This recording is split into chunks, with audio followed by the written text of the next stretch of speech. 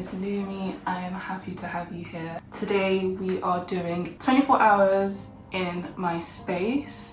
This is my new place, it's my new flat. I live in a studio. At the time of filming this video, I actually haven't filmed a new welcome to my studio tour or anything like that. So I guess this will be the first that you see properly of my place. I am preparing for finals, so today is an indoors day. It's not actually the morning, it's very much the afternoon. I was up till very late last night because I had a threat to my job. So they actually said that today would be our last day and I wanted to get in as many hours as I could, but that just made me wake up really late today.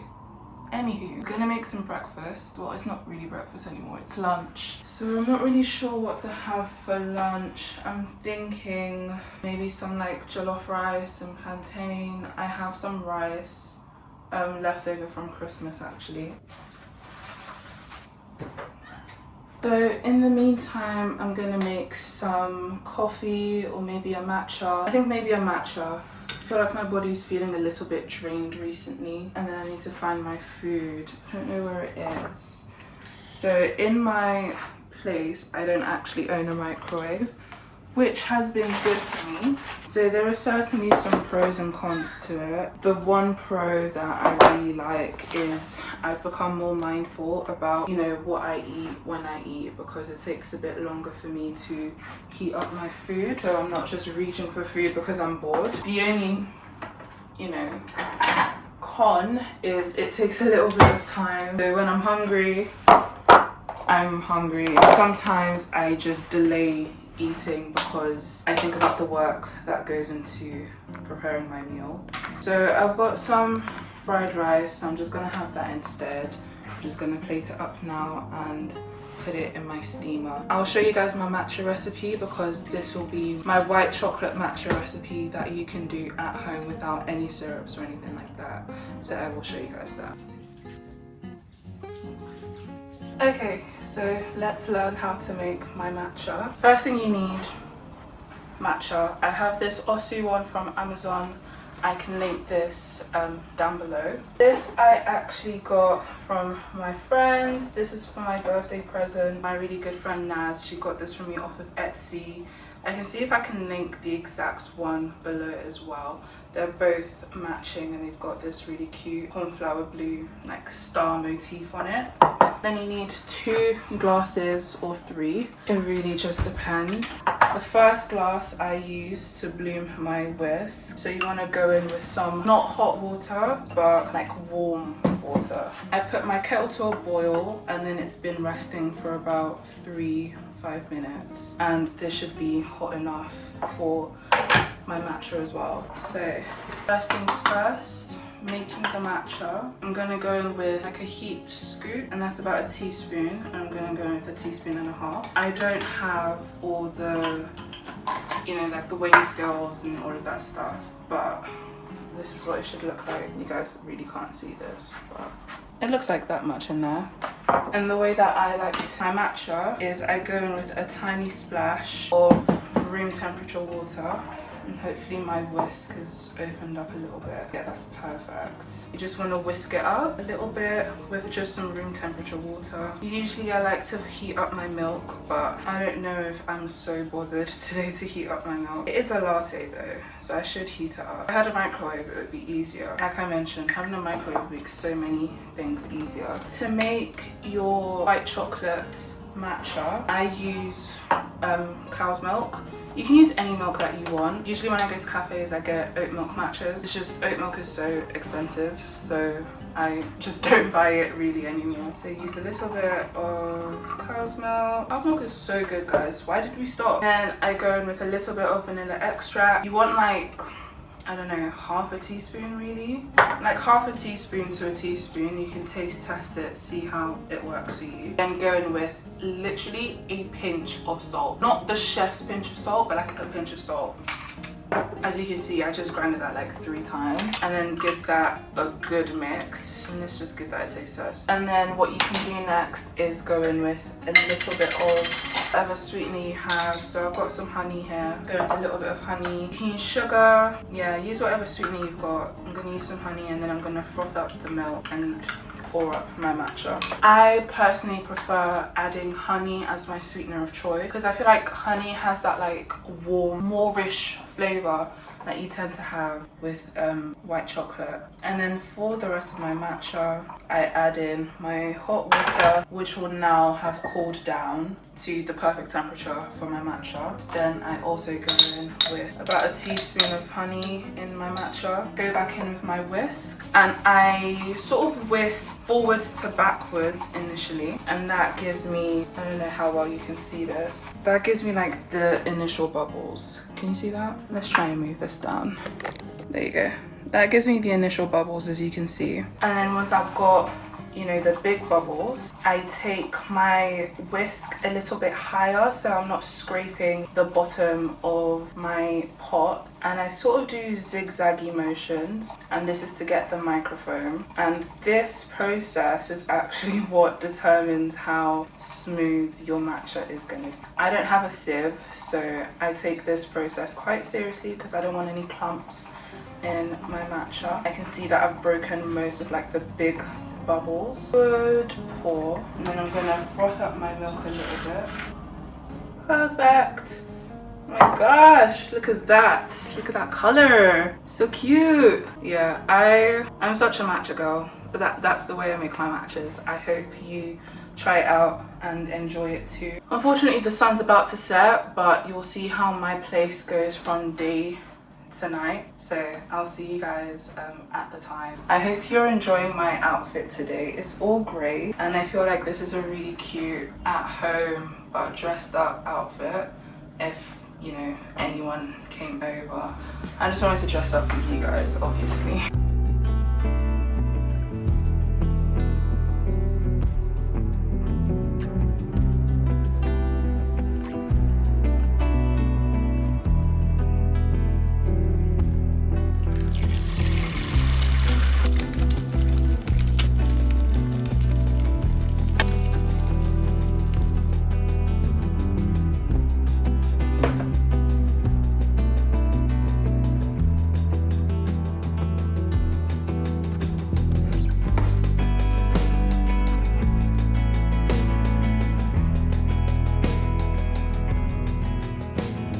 Continuous because there's blood flow through the duct throughout the cardiac cycle, systole and diastole, and then below the left clavicle is literally where the ductus arteriosus sits.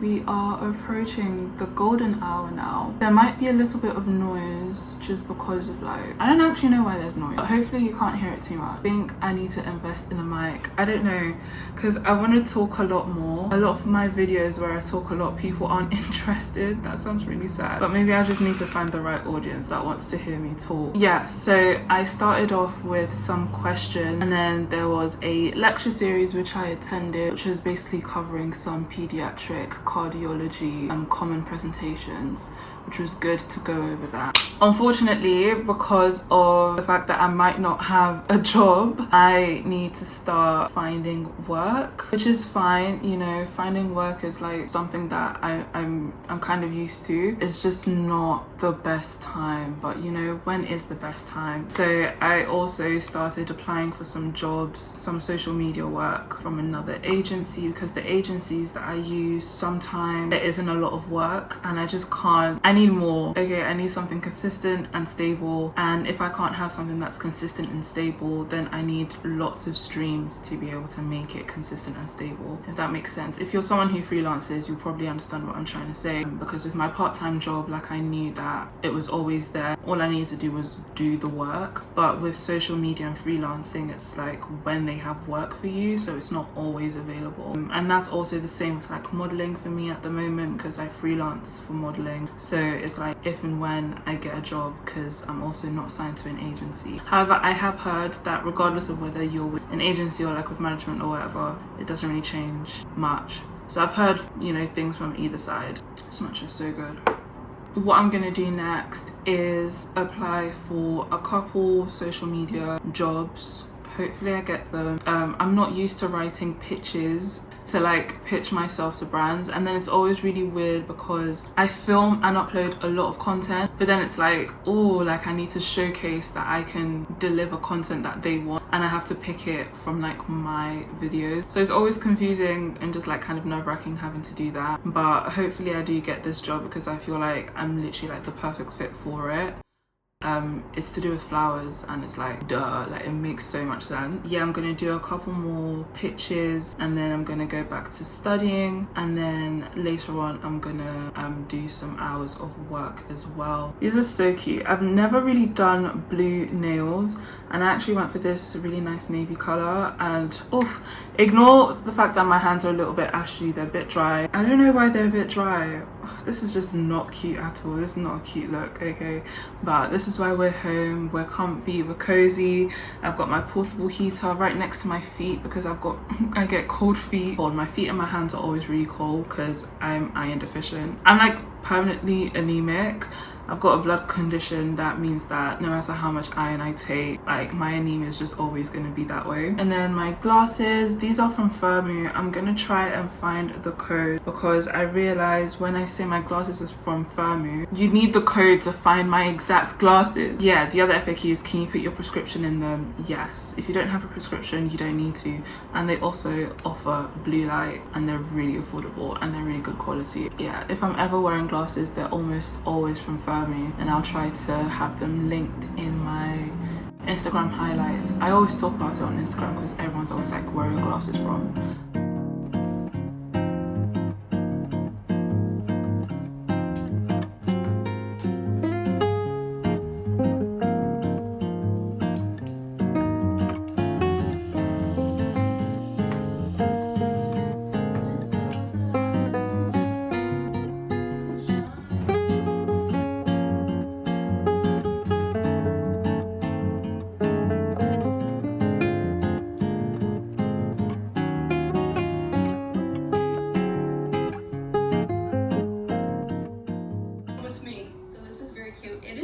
Soft. I don't know what material it is. Hey guys, I've been working for some time now, maybe like 3 hours. I'm getting really tired and exhausted. It's fine. I realized how I've been getting tired is I've been reaching for my phone a lot more and taking more breaks, which means that I need a proper break. I've got a little bit of cereal here for a snack, and I'm just gonna keep working. I think Ronan is gonna come over later and we'll have dinner together. I think I'll work for another couple minutes. You're sure Ava didn't nerves? No, Mum. No, Yes. well, I don't know, Mum. How long until we get to some sort of civilization? Ronan was so sweet. He brought me some flowers. I'm not gonna put them away now. I think I'll put them away tomorrow. I'm so tired. For dinner, we're gonna have some loaded sweet potato. So we've got our meat. I'll make that. And then we've got some tomatoes, got some avocado. I'm gonna make some guac. We've got some black beans. What else have we got? I've got some yogurt. That's just gonna be the sour cream. I've got some peppers, we'll make some salsa. It'll be a nice meal, and yeah, we're gonna have dinner and watch something. We've got some sweet potatoes. I'm gonna do the method where you like stab. Actually, we've got chunkier ones. Okay, so what I'm gonna do is I'm gonna set out all of my ingredients, have them washed, show you guys what's going on. Why is my brain is lagging? It's been doing a lot of work today. So we have a laptop for too long. Huh? We have a laptop for too long. Exactly. Because your brain's a computer. Alright, do you mind stopping? F you. So, Breeders, I was talking about Breeders. I just finished watching. I don't know if the season has run out. Like, I don't know if they completely finished it, but I finished the season that I was watching. And it's just so good. I would highly recommend for people who like TV, or just like British TV is actually so good. It's a show covering like what normal life looks like as an adult. It's called Breeders because it follows mostly the parents, but it's also really good because you get to grow up with the kids as well. And they talk about some very important topics like, you know, old age, They talk about privilege, being non-privileged. Obviously it's a white family, so we're expecting them to be privileged, but they're kind of just like normal people. And they also, oh my gosh, no! So what I'm doing is I'm just like cutting off the ends of the potato, and I've got this one that's like kind of rotting, so I'm gonna chop it and see how deep it goes. Yeah, not too bad, because we don't waste food in this house. We try not. So they tackle themes like prejudice, privilege. They talk about mental health. This season that I just finished, they talk about like menopause and the discussion around menopause in society at the moment. You think it's progressive, but it's still actually not that progressive. There are some funny moments in it, some hard-hitting moments in it. Like the kids literally go through a phase where they don't like their parents, and one of the parents has to move out the house, and it's like you see how family conflicts are handled. I think for me it's quite interesting being from obviously a different culture. I'm literally first generation like Nigerian or British Nigerian, so it's really interesting to see how these dynamics play out, because a lot of these things just wouldn't even transpire in like the home that I grew up in. So it's quite interesting to see, especially because my future progeny will have a different like growing up experience than I do, just because of the experiences that I have and I've grown with as well. Let's see what else. I think the end of the season was actually quite hard to watch, because it was a lot around like the difficulty or like breakdown of long-term relationships and how people handle conflict in long-term relationships. And there was a lot of like cheating discourse, and I don't want to say too much because I don't want to spoil it if anyone does end up watching it, but it was really good. I would recommend it to people for sure. I'm not seasoning this like a lot. I'm going to put some salt and pepper, very simple. It really doesn't need a lot, and then some olive oil, just drizzle that on it. And really you should like massage this in, but I've got a thing about like touching stuff. Just like different textures, I don't want to touch it, so I'm not going to massage it. It's still going to be okay. I'm just going to cover that in foil. The aim is for it to be completely covered in foil. And then, where's my, oh my gosh, I left it in here? No, I did not. Where is it? Oh, okay. It's so weird having a small-ish space because everything's everywhere, but it's fine. And then I'm just going to lay out my potatoes in here, and I think I'm going to cook them for maybe like 40 minutes. Yeah, they take a bit of time, so I'm trying to think if there's another way of doing this, but I haven't thought about another way yet. I could just cut them in half, hand sear them, and then finish them off in the oven. We'll try that another day. Yes! Outnumbered! Yes, outnumbered. Yeah, Breeders is like a grown-up outnumbered. There's some comedy, but they actually speak about like issues. This is what potatoes look like. I'm gonna put them in here at, I always set the oven to like 180 to 200, and then like if it cooks, it cooks, and just keep checking on it. So fun fact, I actually used to work at Chipotle. I worked there as part of this sort of bank agency. It was called Stint.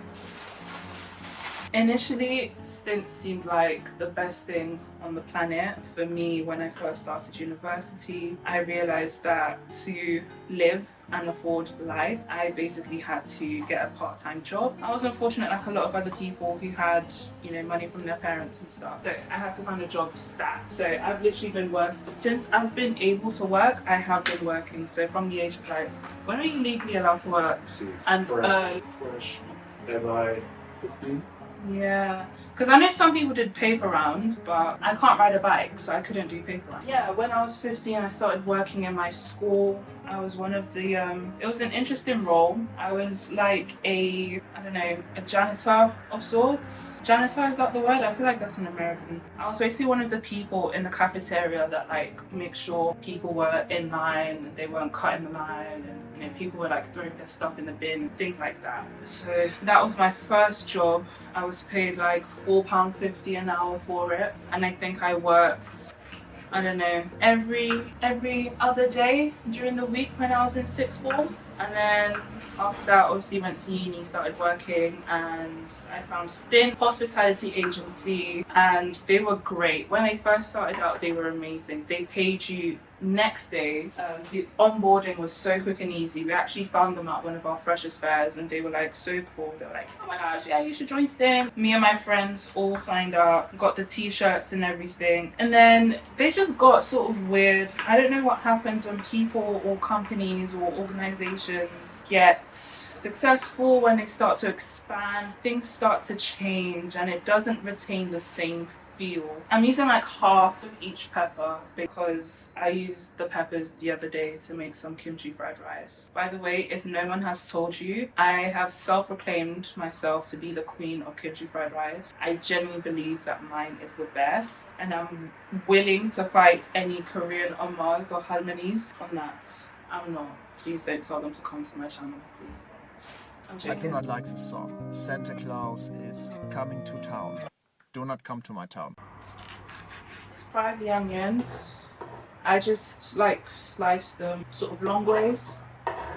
So anyways, I was trying to talk about me working at Stint, and then it kind of went left. But through working at Stint, I actually worked at Chipotle. And working at Chipotle, oh my gosh, the food always smelled so good. But it wasn't anything particular. It was literally just this combination right here. Peppers and onions. You don't know how good this stuff smells until you're in the back. Usually you're supposed to roast this in the oven, but I want things to be quick today, so doing them in the pan. I added a little drizzle of some olive oil, and then I'm gonna wait for them to get really soft and maybe get a little bit of a char on them as well. I don't know if the correct name for this is salsa. I can't remember what they called it when I worked there. Do you know what it's called? Like the peppers.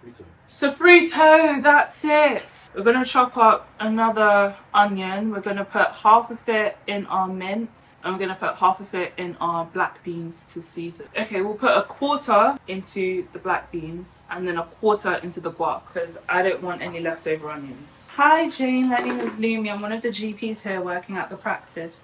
Can I please get your full name and date of birth? Yeah, Jane Smith. Don't have to ages. It's kind of been creeping up on me. I've already been very tolerant until recently. Okay.